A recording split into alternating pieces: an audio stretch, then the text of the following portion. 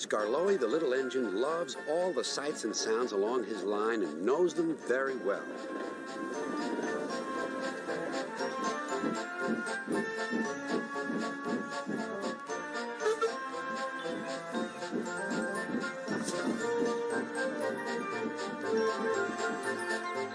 One morning, soon after he returned from being mended, he was enjoying his journey more than ever before. Along the way, he met Rusty. "You know," he said, "if I couldn't see these familiar faces and places, I'd think I was on a different railway. You've done wonders with these rails." Rusty laughed. "I'm glad you're pleased. Manager said, let's mend the track so well that he won't know where he is. And we did. And you didn't, if you take my meaning." Skarloey liked this hard-working diesel.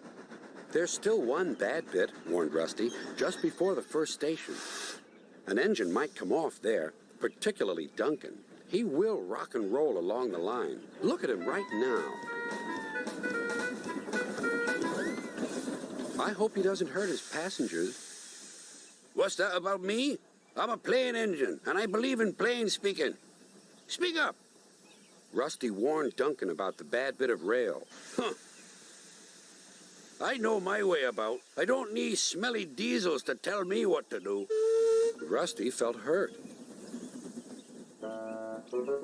Duncan banged about the yard. Then he clattered crossly to the station. James was already there, waiting for him. "You're late," he snapped. "I know," said Duncan. "It's that smelly diesel's fault. Rusty tries to teach me how to stay on the rails and then goes off leaving me to find my own coaches." "You poor engine," sympathized James. "I know all about diesels. One crept into our yard and ordered us about." I soon sent him packing. Duncan was filled with admiration. He didn't know that James was boastful and sometimes didn't tell the truth. "Send Rusty packing! Send Rusty packing!" snorted Duncan. He climbed the hill furiously. "Well done, boy," encouraged his driver. "Keep it up." Soon they were near the first station. Duncan was pleased. "Nothing's happened. Nothing's happened, silly old diesel. Clever me." And he rocked and rolled along the line.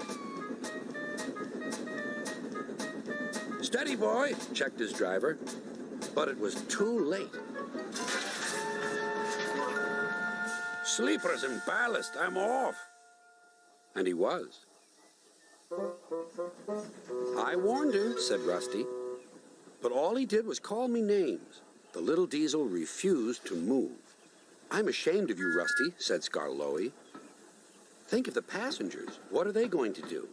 "Oh, I'd forgotten them. Yes, of course. We must help the passengers." And Rusty roared into life.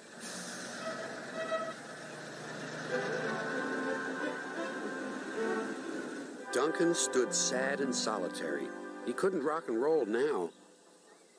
"Oh dear," he thought. "Everyone will know how silly I am." The passengers had to get out and help too. They weren't very pleased about that, but worked as hard as they could.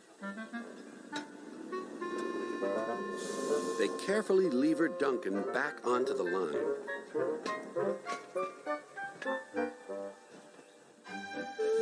After that, Duncan was extra careful all day.